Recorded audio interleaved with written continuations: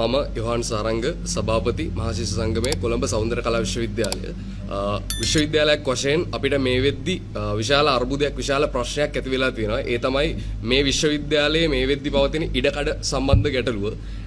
මේ හේතුව නිසා නර්තන හා නාට්‍ය කලා පීඨයේ 2022 අවුරුද්දේ A level නැත්නම් උසස් පෙළ විභාගයට මුහුණ දීපු නංගිල මල්ලිලා එහෙම නැත්නම් විද්‍යාර්ථීන් මේ වෙද්දි විශ්වවිද්‍යාලයට තේරීම් පරීක්ෂණයෙන් සමත් වෙලා නමුත් විශ්වවිද්‍යාලයට පැමිණීමට නොහැකි තත්ත්වයෙන් පවතිනවා. ඒ කියන්නේ විශ්වවිද්‍යාලයේ ඉඩ පහසුකම් මදි නිසා ඔවුන්ගේ පළමු වසර අධ්‍යයන කටයුතු මේ වෙද්දිත් ආරම්භ කිරීමට නොහැකි වෙලා තියෙනවා. 2022 කියන අවුරුද්දේ උසස් පෙළ විභාගයට මුහුණ දීපු සිසුන් මේ වෙද්දි අනිකුත් විශ්වවිද්‍යාලවල දෙවැනි වසරේ ඉගෙනුම ලබද්දී සෞන්දර්ය කලා විශ්වවිද්‍යාලයේ 2022 වසර උසස් පෙළට ඉදිරිපත් වෙච්ච ශිෂ්‍යයන් මේ වෙද්දි තාම නිවෙස් වලට වෙලා කල්ගත කරනවා. මොකද තාම ඔවුන්ගේ අධ්‍යයන කටයුතු ආරම්භ කිරීමට නොහැකි තත්ත්වයක් ඇති වෙලා තියෙනවා. ඉතින් මේ සම්බන්ධව දිගින් දිගටම අපි රජයෙන් ඉල්ලීම් සිදු කරා.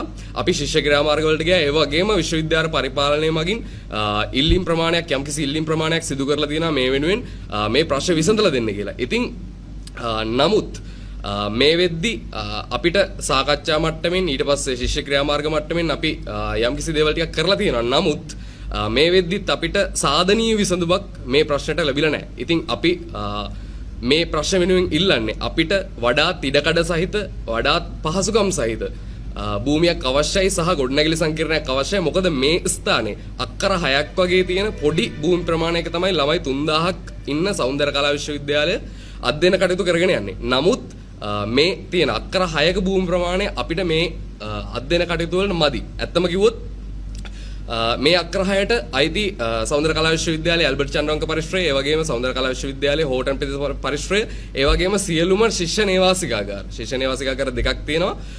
රාජගිරිය සහ දෙහිවල මේ නේවාසිකාගාර පරිෂද් අයත් මේ කියන ඉඩ ප්‍රමාණයට. ඉතින් මේ සමස්ත ඉඩ ප්‍රමාණය සිසුන්ගේ අධ්‍යයන කටයුතු නිදහසේ කරගෙන යාමට ප්‍රමාණවත් මදි.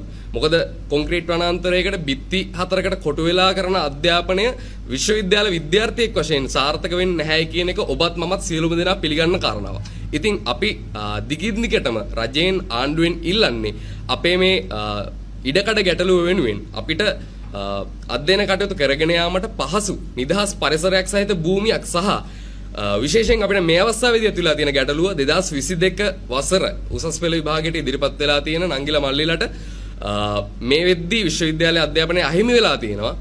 ඒ විශ්වවිද්‍යාල අධ්‍යාපන අයිතිය උන්ට ඉක්මනින්ම අරන් දෙන්න කියන එක තමයි අපි ඉල්ලීම් සිදු කරන්නේ. ඒ වගේම තමයි අපිට මේ වෙද්දිත් විශ්වවිද්‍යාලයට නේවාසිකාගාර සම්බන්ධව ලොකු ගැටලුවක් තියෙනවා.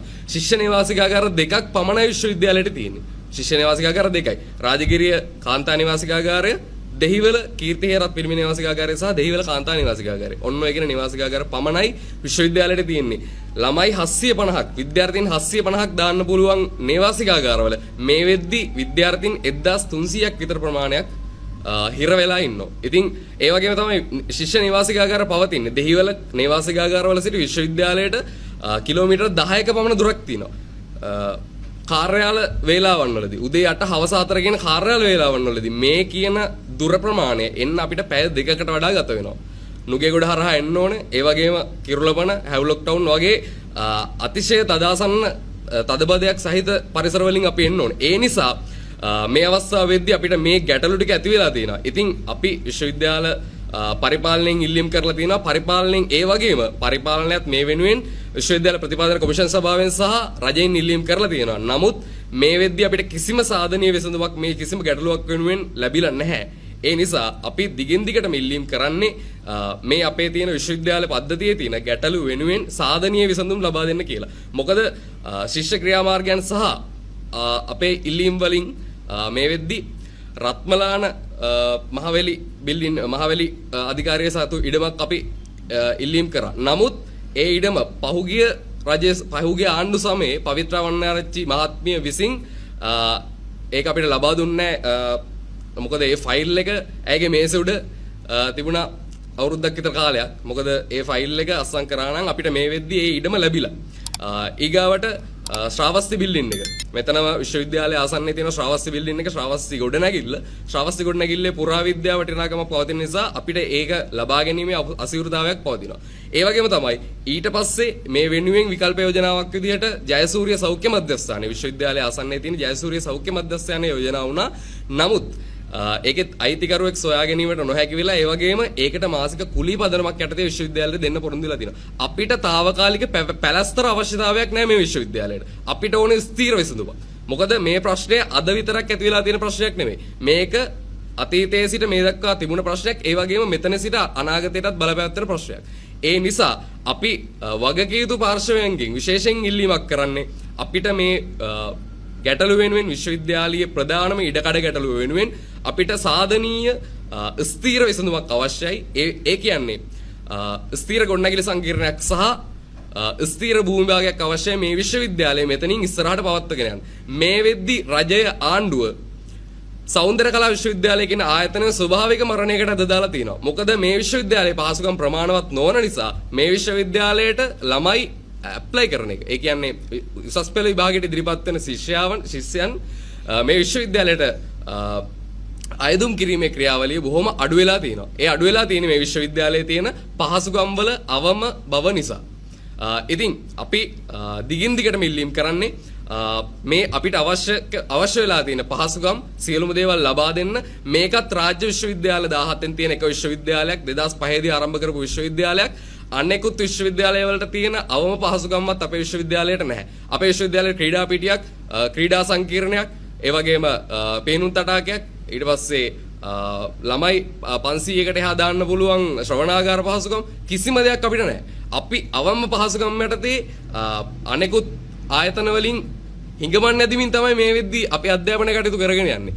මේ විදිහට ස්වාභාවික මරණයකට අද දාලා තියෙන සෞන්දර්ය කලා විශ්වවිද්‍යාලය ගොඩ ගන්න නම් අනිවාර්යෙන් රජයේ මැදිහත් වීමක් අවශ්‍ය වෙනවා. අපි ඒ නිසා දිගින් දිගට මිල්ලීම් කරනවා සෞන්දර්ය කලා විශ්වවිද්‍යාලයේ ස්වාභාවික මරණයකට අද දාලා තියෙන එකෙන් වළක්වන්න මේ විශ්වවිද්‍යාලය තවදුරටත් පවත්වාගෙන යාමේ අවශ්‍යතාවයක් රජයට තියෙනවා නම් අනිවාර්යෙන් මේ වෙනුවෙන් මැදිහත් වෙන්න අවශ්‍යයි කියන එක අපි මතක් කර සිටිනවා. ඒ වගේම තමයි මේ වෙනුවෙන් ඕනෑම ශිෂ්‍ය ක්‍රියාමාර්ගයකට යෑමටත් අපි පසුබට නොවන බවත් සියලුම වගකීතු පාර්ශවයන්ට මතක් කර සිටිනවා.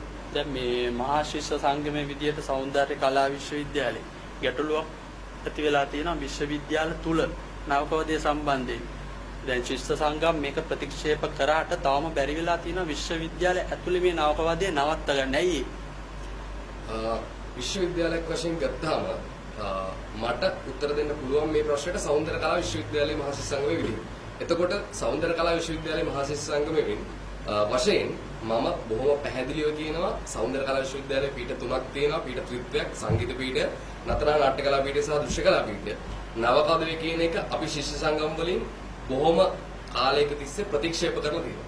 එතකොට ඒ වගේ තත්ත්වයකට සෞන්දර්ය කලා විශ්වවිද්‍යාලයකට ඇද දාලා නැහැ කියලා බොහොම ගෞරවයෙන් මතක් කරනවා මේ විශ්වවිද්‍යාලයේ ඉන්න ශිෂ්‍ය සංගම්, ඒ වගේම ජ්‍යෙෂ්ඨ ශිෂ්‍යයින් සහ සමස්ත ශිෂ්‍යයින්.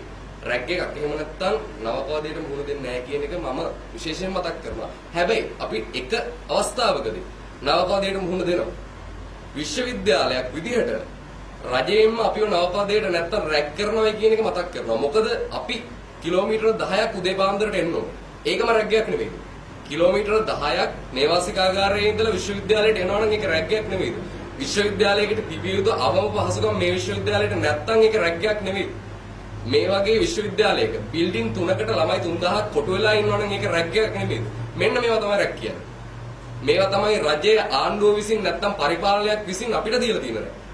මේ විශ්වවිද්‍යාලයේ නවකවදේ එහෙම නැත්නම් ජ්‍යෙෂ්ඨ ශිෂ්‍යයන් විසින් කනිෂ්ඨ ශිෂ්‍යයන්ට සිදු කරන නවකවදයක් මේ විශ්වවිද්‍යාලයේ නැහැ. එහෙම විශ්වවිද්‍යාලයක් එහෙම නවකවදයක් තියෙනවා කියලා කවුරු හරි පෙන්눔 කරනවා නම් එහෙම නැත්නම් උලුප්පලා පෙන්눔 කරන්න හදනවා නම් අන්න ඒ සියලුම දෙනාට මම මතක් කර සිටින්නේ එහෙම දේවල් විශ්වවිද්‍යාලයේ තියෙනවායි කියලා පෙන්눔 කරන්න හදන්න එපා. එහෙම දේවල් මේ විශ්වවිද්‍යාලේ නැහැ. අපි කියන්නේ සබරගමු විශ්වවිද්‍යාලයේ වෙච්ච සිදුවීම සම්බන්ධයෙන් ඕගොල්ලන්ගේ මතය මොකද්ද? මේ තවදුරටත් වෙන්න ඕනේද කියලා අහනවා. සබරගමු විශ්වවිද්‍යාලයේ සිදුවෙච්ච සිදුවීම සම්බන්ධයෙන් ඇත්තටම එම ශිෂ්‍යයා වෙනුවෙන් ශාතිශය සංවේදනය සහ කනගාටුව අපි පළ කරනවා සෞන්දර්ය කලා විශ්වවිද්‍යාලයේ මහා ශිෂ්‍ය සංගමයේ වශයෙන්. ඒ වගේම තමයි අපි විශේෂයෙන්ම මතක් කරනවා මේ වගේ සිදුවීම් කිසිම විශ්වවිද්‍යාලයක සිදුවිය යුතු නැහැ. කිසිම විශ්වවිද්‍යාලයක නවකවදේ හේතුවෙන් කොයිම වෙලාවකවත් මේ වගේ සිදුවීමකට මුහුණ දිය යුතු නැහැ. මොකද නමුත් කොහොම වුණත් මේ වෙද්දිත් තාම පරීක්ෂණ මට්ටමේ පවතින මේ කාරණා සම්බන්ධව අපිට කියන්න බෑ, අපිට ස්ථීර වශයෙන් කියන්න බෑ. තවමත් නවකවදේ නිසා තමයි මෙන්න මේ ශිෂ්‍යයාට මේ සිදුවීම සිදු වුණේ කියන එක. අපි ඒ සම්බන්ධව මීට වැඩි විස්තරයක් කතා කරන්න අපිට පුළුවන්. ඒ සම්බන්ධව ඉන්වෙස්ටිගේෂන් එකකින් රිසල්ට් එක ආවට පස්සේ ඒ වෙනකන් මට කියන්න තියෙන උත්තරේ තමයි විශ්වවිද්‍යාලවල නාවකවාදී සිදු වෙන්න ඕන නැහැ. මොකද විශ්වවිද්‍යාලයක් කියන්නේ යාවත්කාලින විය යුතු ආයතනයක්. යම්කිසි තැන්වල යාවත්කාලින වීම නොවි තියෙනවා නම් ඒවා යාවත්කාලින වෙලා පරණ තිබ්බ සංස්කෘතියෙන් ඉවත් වෙන එක තමයි වෙන්න ඕන. ඒ අතින් සෞන්දර්ය කලා විශ්වවිද්‍යාලය කියන්නේ අප්ඩේට් එහෙම නැත්නම් යාවත්කාලින උණුතනක් කියලා මම මතක් කරන්නේ. ඒත් එක්කම දැන් සමාජයේ එතකොට මතයක් යනවා මේ විශ්වවිද්‍යාලවල ඉන්නේ මානසික ලෙඩුද කියලා. දරුවෝ නෙමෙයිද කියලා මේ ඉගැන්වීම් වලට යන්නේ. විශ්වවිද්‍යාලවල ඉන්න මානසික ලෙඩු නෙමෙයි. විශ්වවිද්‍යාලවල කොයිම වෙලාවකත් මානසික ලෙඩු නැහැ. විශ්වවිද්‍යාලවලට එන්නේ ප්‍රාථමික අධ්‍යාපනය, ද්විතීයික අධ්‍යාපනය, පාසල් අධ්‍යාපනය ඉවර කරපු ඒ වගේම උසස් පෙළ විභාගයට ලංකාවේ උසස් පෙළ විභාගයට මුහුණ දීපු විද්‍යාර්ථීන් එහෙම නැත්නම් ශිෂ්‍යයන් පිරිසක්. ඔවුන් කොයිම වෙලාවකත් මානසික ලෙඩු වෙන්නේ නැහැ.